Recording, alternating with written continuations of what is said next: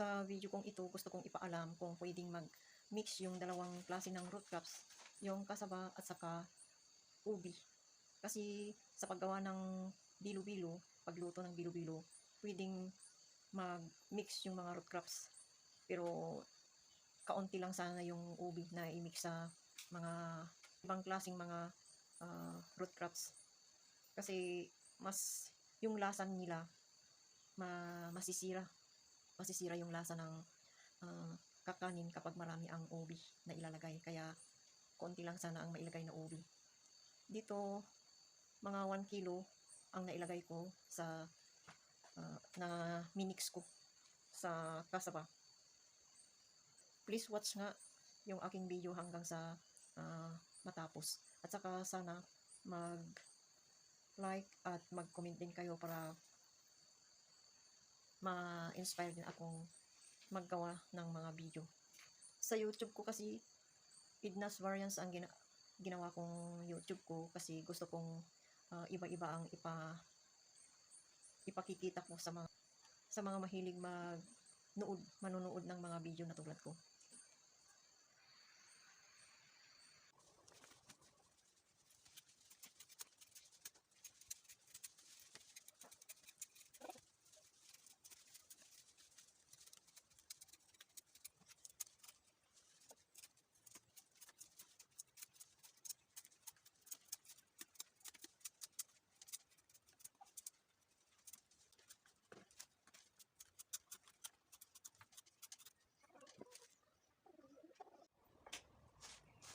Hindi ko tinanggal ito para may mahawakan ako pag binasgas ko ito.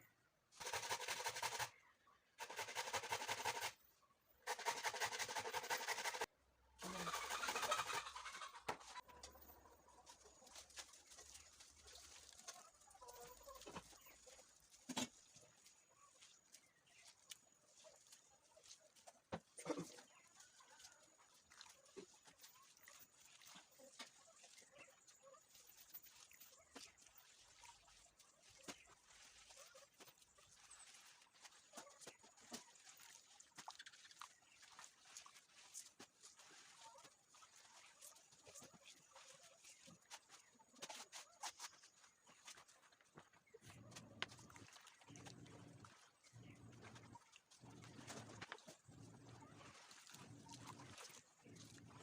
Pinipiga ko ito para matanggal yung yellow.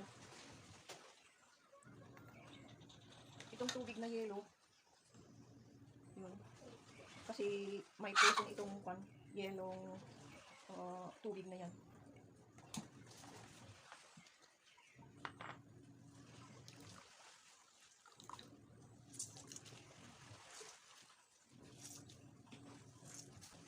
Hayaan kong mag-set aside para kunin ko pa rin yung starch na mag-settle mamaya lang.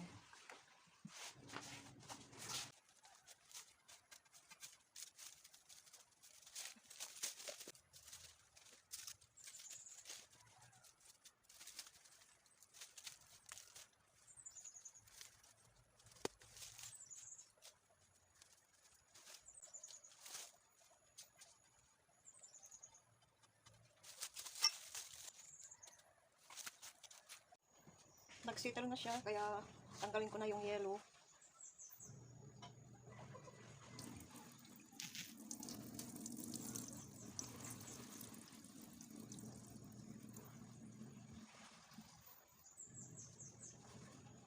Starch ito, kaya kunin ko. Ihalo ko dito. Ito, starch. Marami din. Yung yelong yun ang sabi nilang cyanocobalamin. Poisonous yun.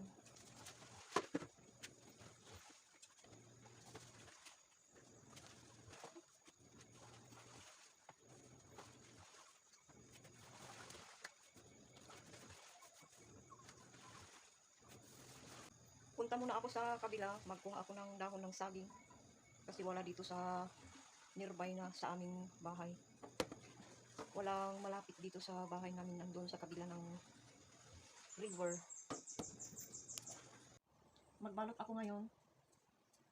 Ituloy ko ang magbalot kasi nag-umpisa ako kanina, minix ko na itong maigi, yung ubi at saka yung kamuting kahoy. Linagyan ko siya ng dalawang maliliit na niyog na nagusgos. Hindi ko na piniga yung niyog kasi ang style namin kasi talagang i-mix namin yung nagadgad na niyog. Hindi namin pinipiga yung, hindi yung milk niya ang dinalagay namin, kundi lahat yung nagusgos na niyog. Yun ang minimix namin sa tubig, sa tubig. Tubig ang pagsabi namin sa nabalot na kamuting kahoy na kakanin. Minix ko sila, yung kaunting ubi at saka yung kamuting kahoy, asukal at konting asin. Kagabi sana ko lutuin pero walang asukal, kaya ngayon ko lang gagawin. Ngayon ko lang babalutin at lulutuin. Ito yung nabalot ko kanina.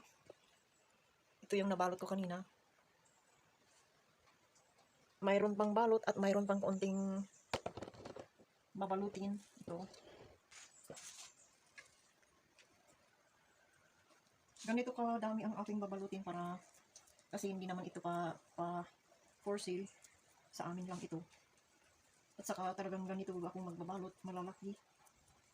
Para kahit isa lang ang kainin, pwede na.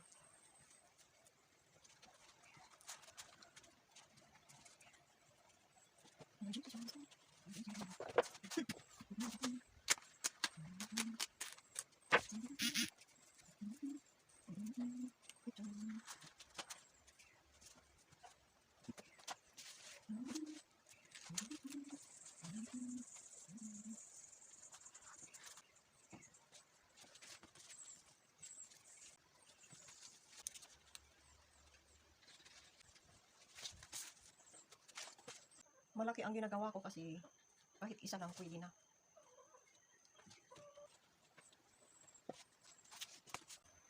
Ipipress ko sila hanggang sa dulo para makargahan itong dulo.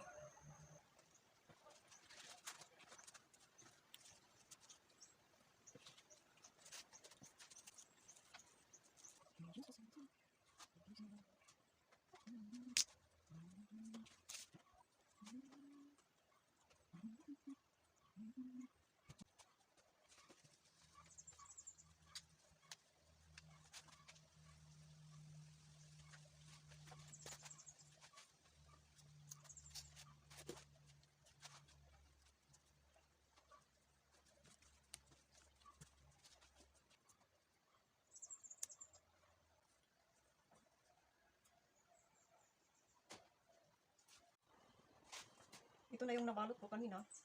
Yan na sila lahat. At ilagay ko na sila dito. Dito ang aking paglutuan.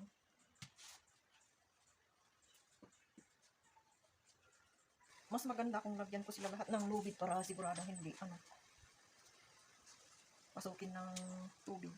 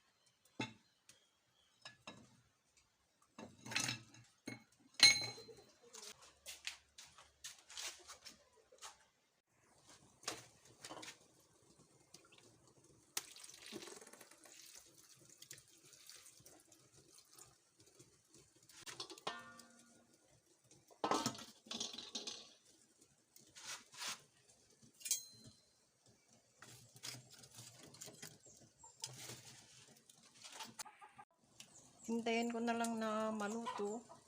Paapoyan ko lang siya. Ito na yun. Kumain kanina sila at kumakain ako.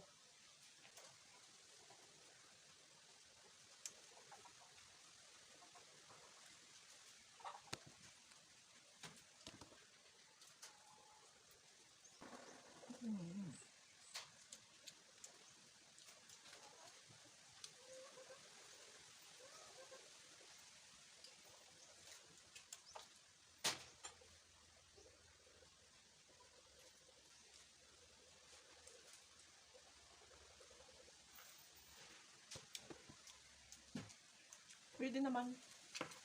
Masarap. Masarap din. Thank you for watching.